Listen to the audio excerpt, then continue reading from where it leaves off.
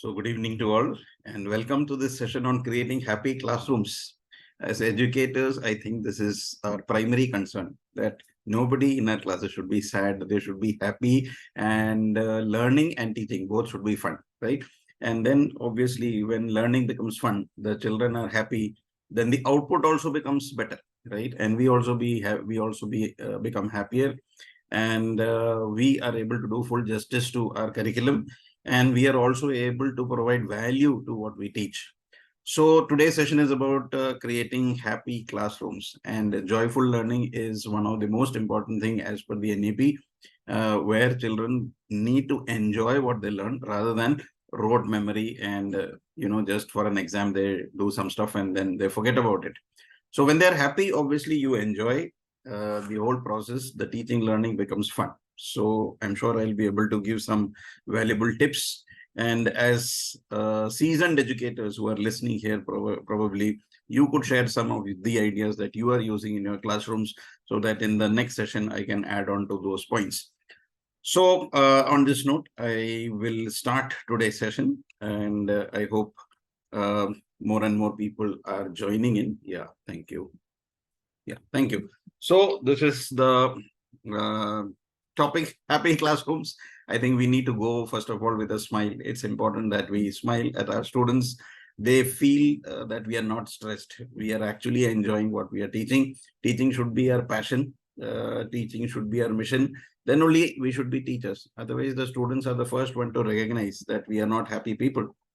So we need to create that positivity in the class, not that when there is a fear of the teacher, or when there is something like deadlines where you have to just submit homework, submit assignments, and you are doing everything mechanically. Then obviously you also become stressed, and the students are not going to enjoy.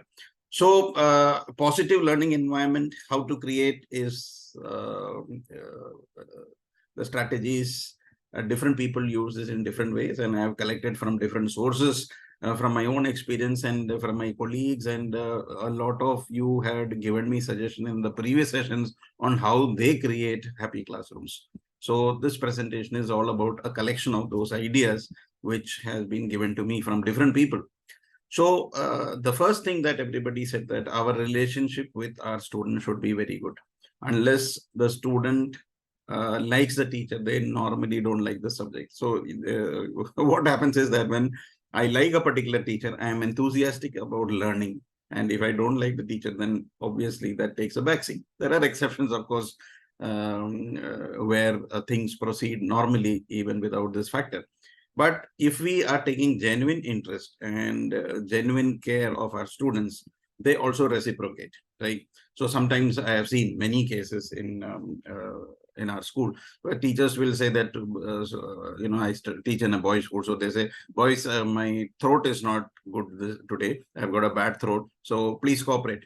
And you won't believe it that they actually, normally they will be very talkative, or they'll try to disturb. But on that particular day, since the teacher has made that request, that teacher is not well, they will be little cooperative. So that's what happens when you have a rapport with the students.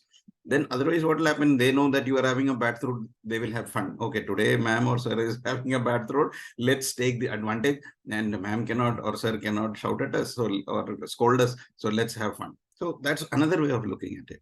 So it's important that we listen to our students. Do we know our students? Do we know their names, where they live, what are their interests, what do their parents do? So we need to interact with them. That's why we have class teachers. No, the class teachers are like parents. So the class teacher knows the students in and out, rather than the subject teachers who may be taking only one period there.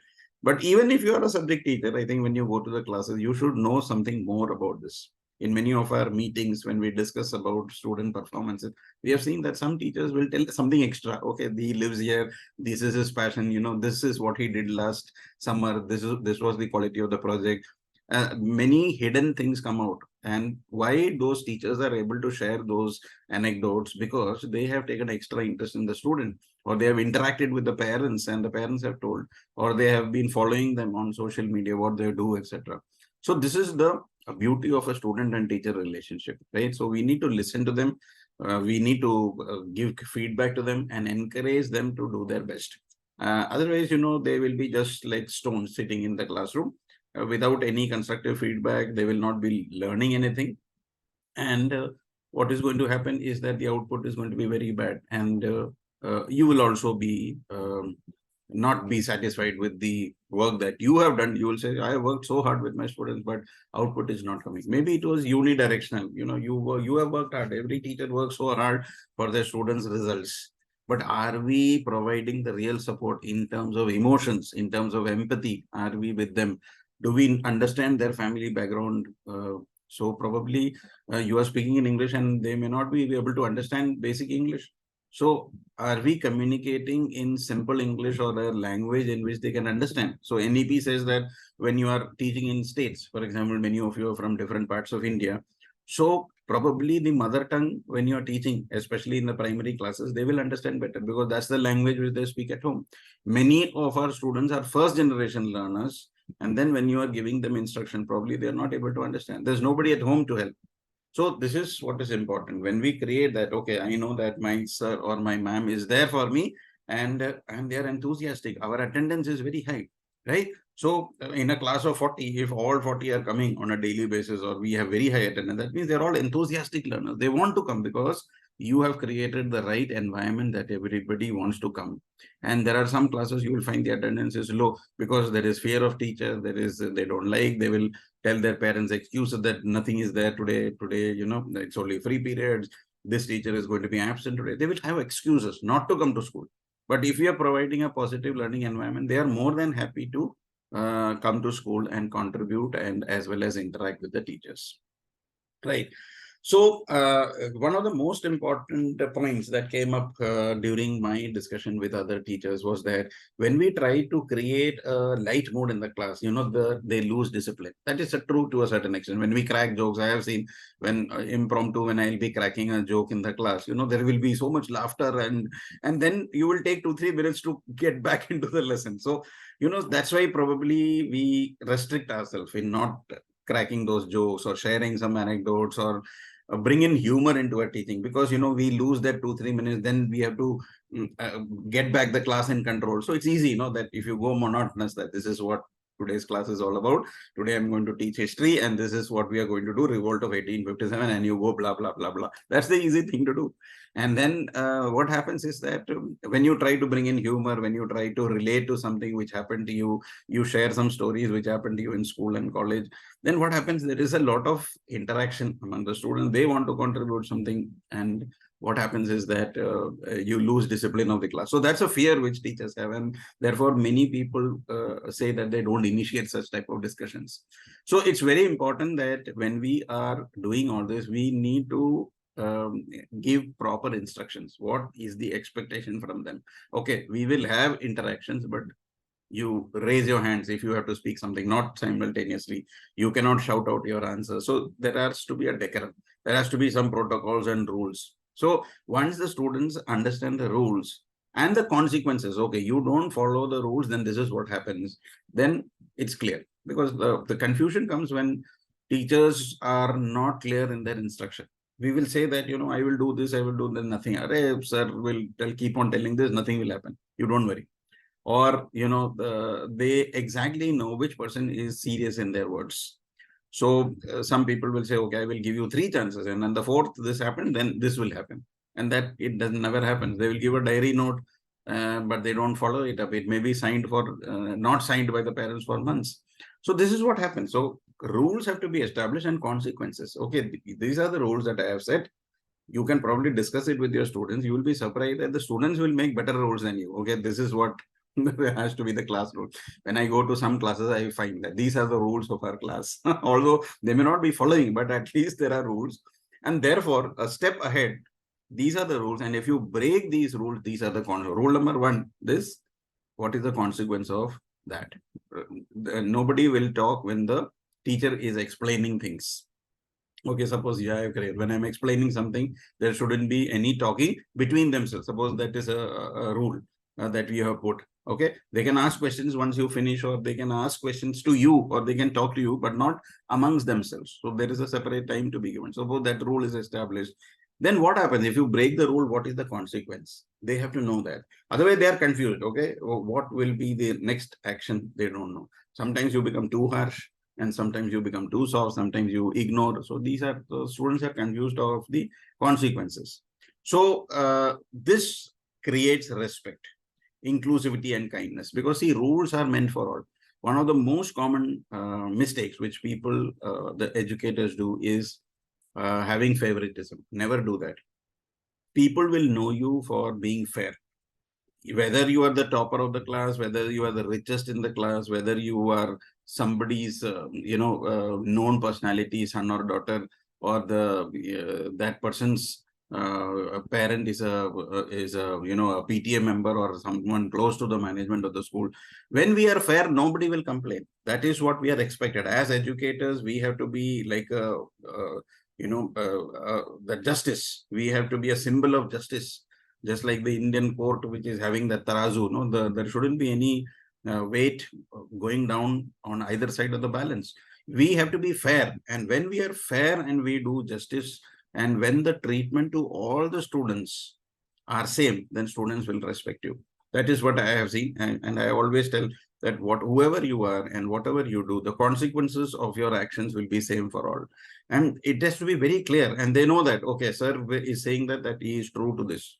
Okay, so it's important that we establish that you need to be fair. So some teachers I have seen are very hesitant to scold the so-called good students. The reason being that they are the probably the opinion makers. They may complain to the principal, or they may go back home, and then the parents will charge at you, because over the years they have been pampered, and it's easy for us to always put the blame on the naughty ones and scold them, because they are used to it.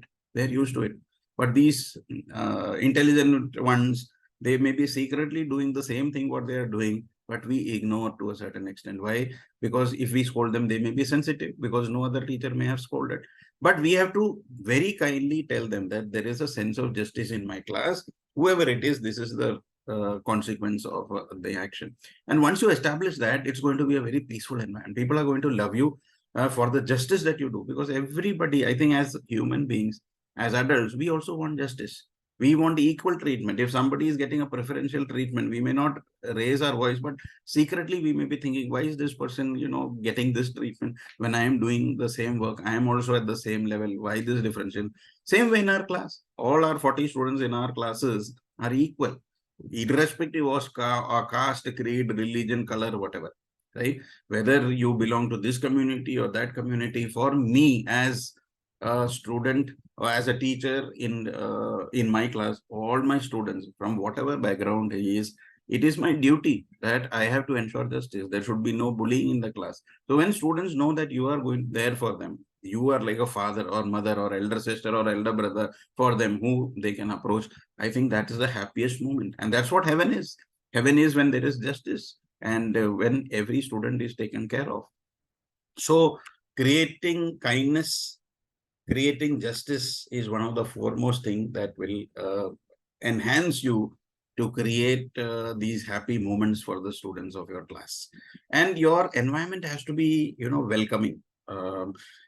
You must have seen that video. I saw the one video where one teacher is prepared a chart. So when they are entering, the students will either have to give a high five to the teacher, or give a hug to the teacher, or there are different actions, and the student can, whatever the student is comfortable that. So with the leg they are touching that, and that's a beautiful video, and the children are so happy every day, coming in the morning, giving high five to the teacher. Of course they were primary students, but we can all create, I'm just giving an example how we can create a welcoming environment in our class, that you are welcome to my class. Okay, whereas some teachers will be saying, okay, see, you have come to my class, now I am the boss, you have to listen to me. There is no escape. If you don't want to listen to me, just get out of my class, go to another section. You must have heard all this. These are common things which we hear in our classrooms. And many educators have said this, because when we are having sessions, I hear the feedback from the teachers. And this is one common thing that I have observed, that the rules are too strict. And when you are too strict, then obviously in a family also, if you're too strict, when you don't give freedom, then that happiness is not there. right? They say that home is where the heart is. When there is no heart in, there is no love, there are no emotions, there is no empathy, then your family, your school, your classroom, everything becomes a sad place. And our aim is to create happy classrooms. So the seating has to be comfortable. Okay. As far as possible, give them comfortable seating, whatever is allowed. Of course, different setups and different infrastructure will be different for different places. But as far as possible, it should be ventilated, clean water, basic electricity facilities. I think these are the basics which children should be. And boards, visual displays should be good. If you are a high-end school, then go for smart boards and put beautiful quotes in your classroom.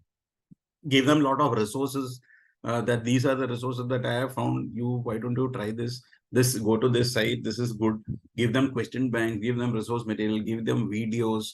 So all this, what is going to happen? Give them choices. Spoil them with choices. Okay. See, this is. I am not the only teacher. Now we are living in a world of anytime, anywhere learning. You have so many resources to choose from. Why don't you do this? So when I am going to do that, then our learners are going to choose what they like. So it's important that every student in the class is treated in the same way. Now you see the price of tomatoes have gone up. It's almost 140 per kilo. And you see apples are also 140 per kilo. So you see the who knew that tomatoes will become equal to apples. So same like students, we have different type of students in our class, and we underestimate some of the students, and we get surprised that he was like this in the school and now he has become that.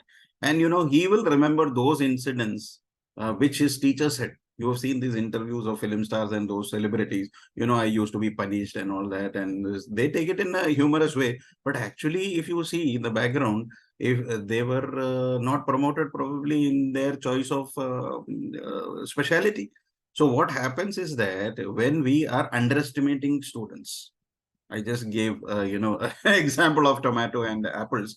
So who knew that the tomato would one day become equal to the apple? Because we are always classifying our students into different grades or in different brackets. We are concentrating on the so-called toppers, and we are not concentrating on our weak students or average students, because we know that this is their caliber. But you can do only this much. You try to get 60%. That's enough for you. We are setting boundaries. And that same student probably in college will get 90%, and then he will remember the words his teacher said, that you can never get 60%. Okay. So this is what we have to be careful about, that about branding students, about encouraging students. So whatever we say from our mouth, it becomes permanent. I'm sure that we have regretted in our lives many of the statements we have made about certain students. And then that's a learning process for us also. Nobody can be perfect, right? As teachers also, we have to be good learners. So it's important that mistakes that have happened in the past, we don't repeat that. And we cannot go on doing the same thing and hurting more people. So it's important that we promote active learning. And active learning can only be done when we engage the students. And we cannot neglect anyone. Inclusivity, as the NEP says, the word inclusivity, whoever it is, irrespective of background and needs of the student, they have to be included in your class. No child should be felt left out, or they will say nothing will happen, I will not do my work, ma'am will not say anything, or sir will not say anything. And you have to make use of technology, group discussions, they love that, right? Group projects, and make the learning enjoyable and relevant. Most students I find get bored because they don't find purpose in the learning of that. So if you are introducing a topic and they find no meaning of that in their practical life, they will not be interested in learning that. But when I say that, okay, this is what is going to happen to you, if you learn this, you will be able to do this, right? If you know how to calculate, income tax that a person has to give to the government, if you know the methodology of that, see, when you grow up, when you work for a company, you earn this much and you save so much, and then you have this much money, how much tax you have to give, you can calculate on your own. You don't have to hire a tax consultant for that. So when the student is able to understand that, okay, this is important for me to understand, this is how I can calculate myself, I don't have to be dependent on a consultant for this, pay money, then they will listen. Or for that matter, how to calculate the simple interest that your bank is giving, or how to calculate compound interest. So these are things which are very useful to them. Installments, commercial maths, selling price, cost price, profit, loss, hundreds of examples. So whenever they see the practicality of that, then obviously the students' interest will also grow, right? So, and one of the most important thing and the most difficult thing is to incorporate humor and fun. If the classes are boring, then half your students are actually not physically dead, but they are actually not listening to you. They are only sitting there as statues, probably not even responding. Half of them may be sleeping, eyes open, isn't it? And they will be scribbling something on the bench, one of the benches which I had gone for to as a moderator in one of the schools, and I found on the last bench, this bench is dedicated to all the students who waited for the history period to end.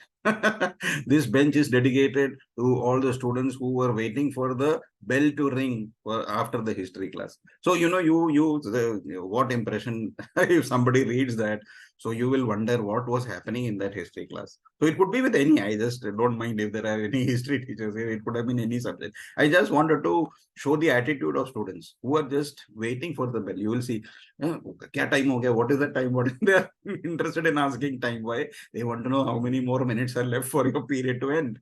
And sometimes you will get, sir, the period got over so fast. That means you have done a great job, right? You have done a great job. If they say, sir, you just came in and the period got over so fast, that means you kept them engaged. They were interested. They wanted more of that to continue. Or they will say, sir, why don't you take our fifth period? Why don't you take our sixth period also? Please, sir, we don't want to do this period.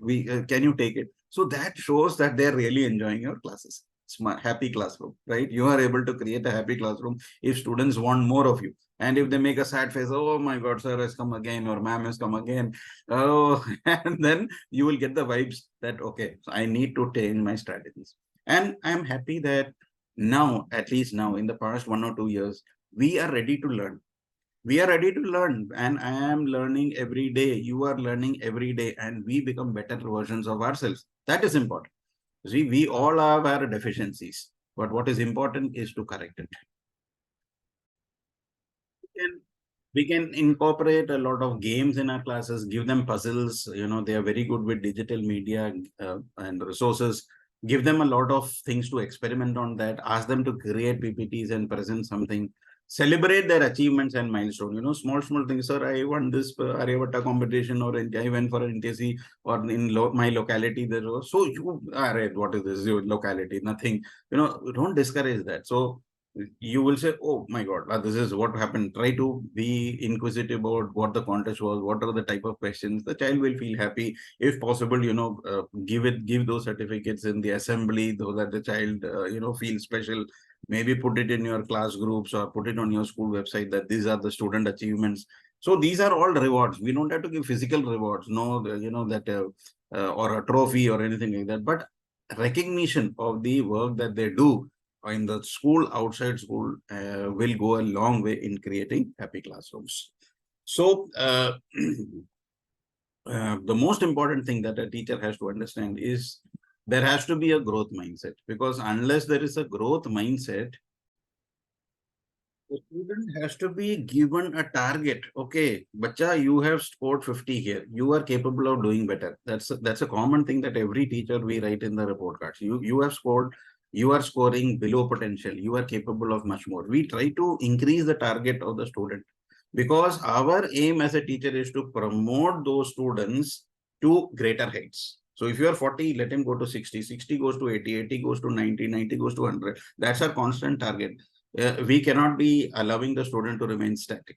That's not good for you and not good for the student as well.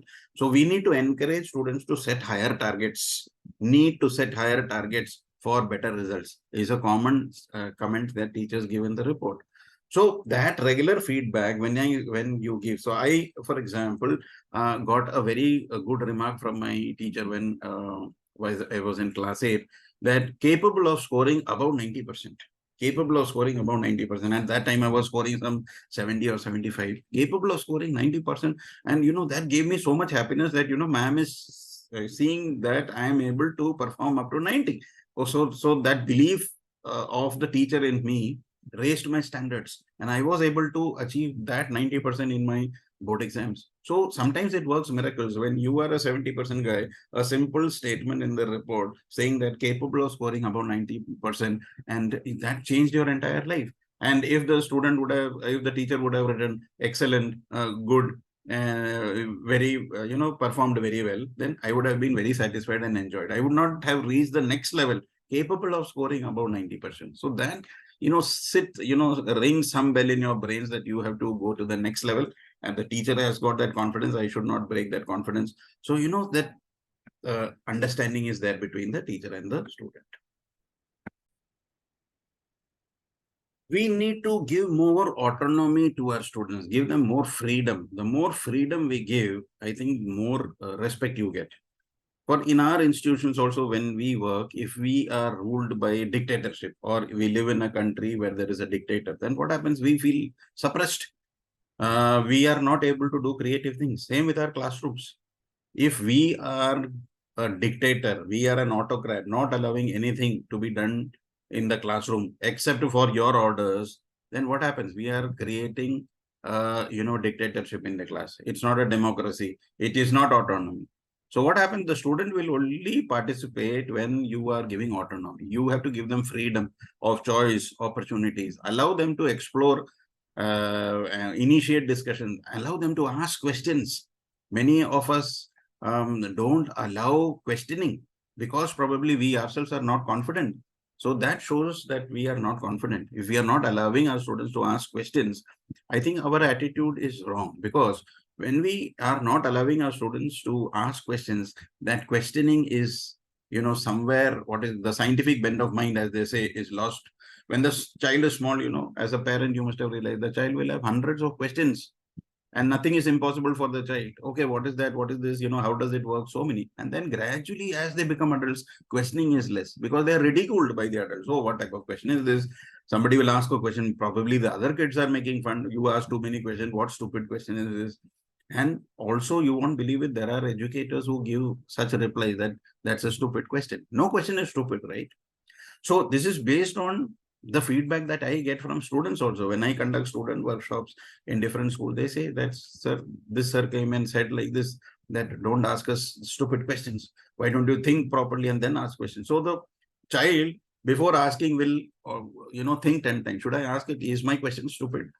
In fact, they should be given freedom to ask anything which comes into their mind. Otherwise, it goes down the drain and we are not promoting them to the next level. So it's important that we give equal opportunities to all to ask as many questions. Maybe they slightly deviated from the topic also, but it is coming into their mind. You may be able to answer, you may not be able to answer, but give them the freedom to ask. If you don't know, tell them that you will find out from somewhere and you will give them necessary resources by tomorrow. So the student's voice is important.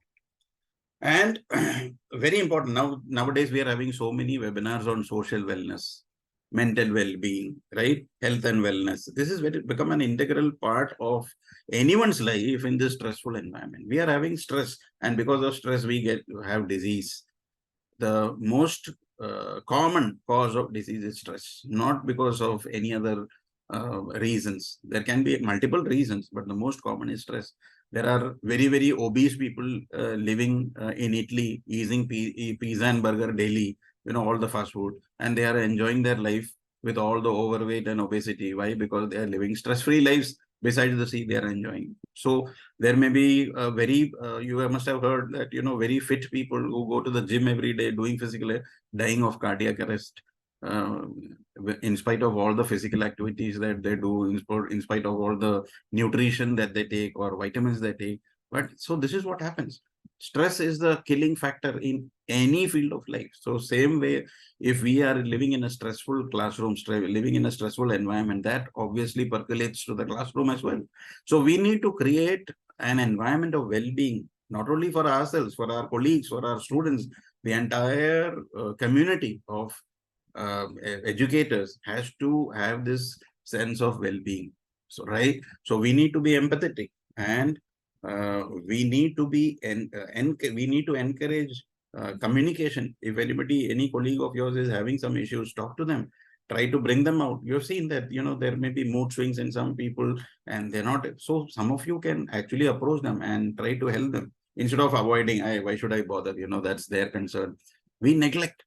So what happens that your kind words or your empathetic attitude may actually bring in some transformation in the teacher. I know personally of teachers who have said, sir, because of this incident, my life changed. There is always a turning factor, one turning point in an educator's life when they were this and now they have become that. We are not never the same. So if you compare yourself 5 years down the line, you may be a different teacher. 5 years back, you were different. Presently, you are different. We are not the same. Every time we are evolving, and that is what, as human beings, we should be evolving and not remain the same. Celebrate diversity. We know in a country like India, where we have so many children coming from different backgrounds, religions, it's important that we celebrate diversity. So we are having Holi, Diwali, Christmas, Eid. I think every celebration should be equally respected, because that's what is going to promote oneness in a country like India, where divisive forces are in action to divide people. It is our duty as an educator to bring in that unity. Many times when I read the newspaper about teenagers committing some crime, I always wonder, which school did they go to? Didn't the teacher explain them? If one of our students is getting involved in this, how sad will we feel?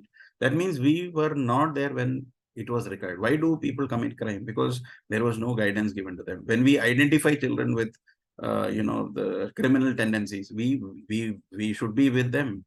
Or there is some depression in some students, we should be with them. So this always set me wondering, which school were they? Probably, they didn't get the right guidance.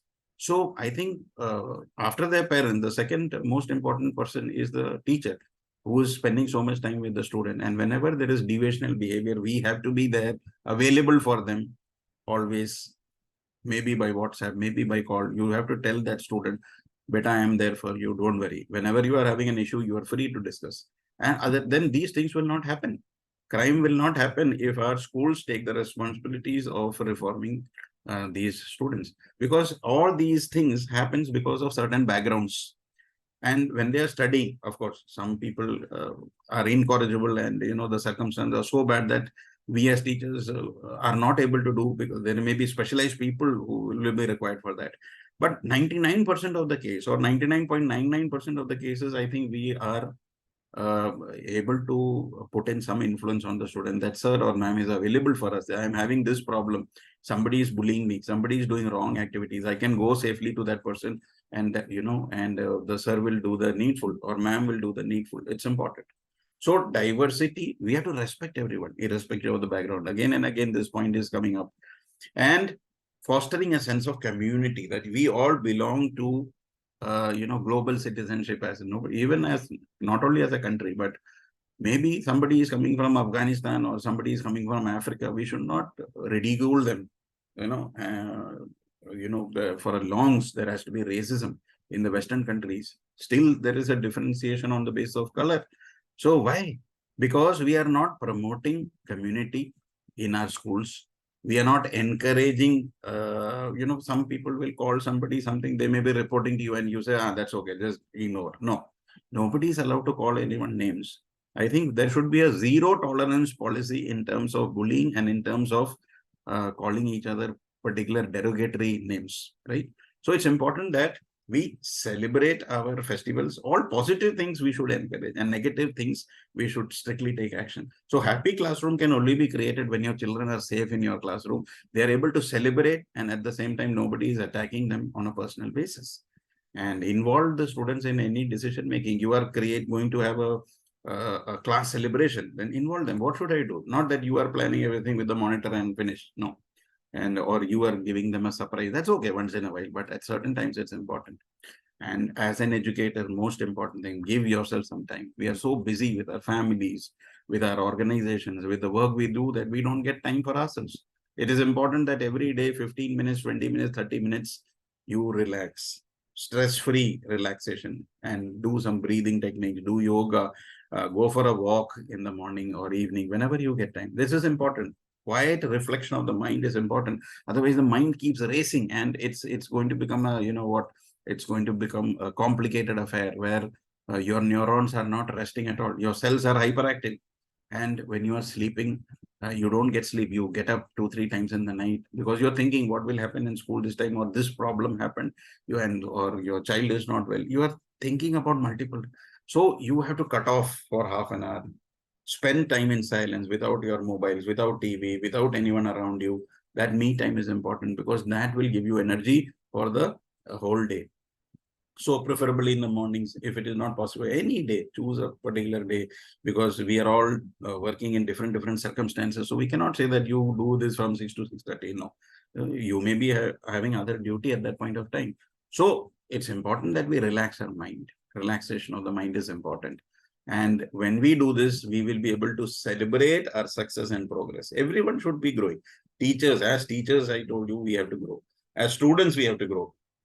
They grow in terms of marks. We grow in terms of wisdom and experience and expertise, right? We celebrate their academic milestones. When we display an act of kindness in the class, we give some encouraging words. You can see the expressions of the kids. They are so happy. So positive reinforcement is very important. Make use of the diary, write some positive feedbacks there, right? That your child is doing very well. And the parent will be surprised. Normally, this teacher is always sending complaints. Today, there is a positive feedback that all the work is complete. So that motivates the student, and you never know that what difference it is going to make in that child's life. And as after the COVID, this has become a very integral part of any session that is incorporating technology, because that's what students are comfortable. Students are very comfortable in using technology, and you have to be comfortable too. Otherwise, you are an outsider for them.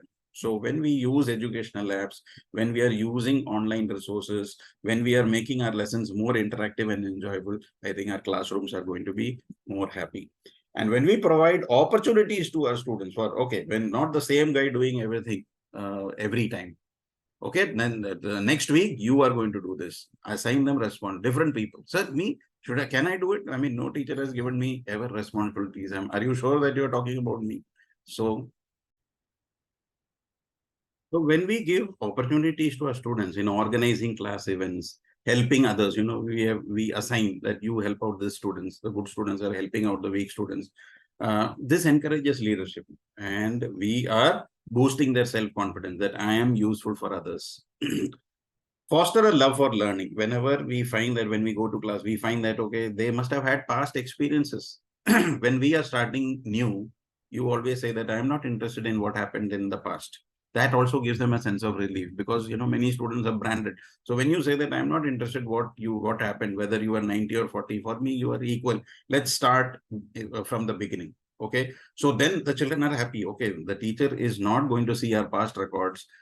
You are not going to brand them. You are going, and they're going to love the learning process. You are treating them equally, and then what is going to happen? The students will be able to connect to you and to the curriculum, and this will enable them to carry on learning with interest and passion, right? And always maintain open communication. You should be available to them. Establish rules, of course, that they cannot call up at 2 o'clock in the night and say that, sir, you didn't pick up my call. So you can say that, see, I am available at this time to this time. For otherwise, you just put WhatsApp, and whenever I am free, I'll get back to you. So that you should be clear about that. And you update the parents about the progress of the children.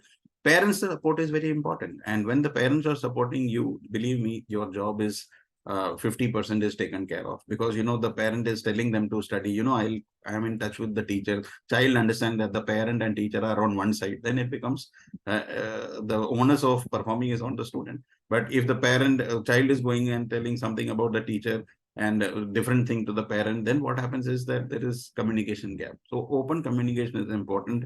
You have to be approachable, be responsive. Not that somebody is sending you a message and then after 10 days you will say, oh, I forgot that message, or you never answer any question in the class. I will tell you later, and that I will tell you later never comes. So this is important, that every classroom of us is unique. So it is important that we also devise methods, strategies to the dynamism of the class. So you are teaching probably 2 sections of 10th or 11th or 12th. You will find that both those classes are different and your strategies are different. So it's important that we devise different strategies for different classes by creating positive and learning environment. So I think then our students will be very happy, and they will be happy to be in your class. So on this note, I want to thank you, and please do give your feedback. regarding the session, more ideas which can help me to create better classrooms. Because see, all these sessions that we are doing on our platform is to foster a culture of learning so that we become better and better. So we are having this series for the past so many years on different topics so that as educators we learn. So as I said, learning never stops till our death. We need to keep learning. So as one of my colleagues said, that there is no rest for educator. That's why when we die we say rest in peace. So the peace will only come when when we die. Till that time we need to keep learning, we need to keep teaching. So on this note, I want to wish you all the best. Thank you and all the best.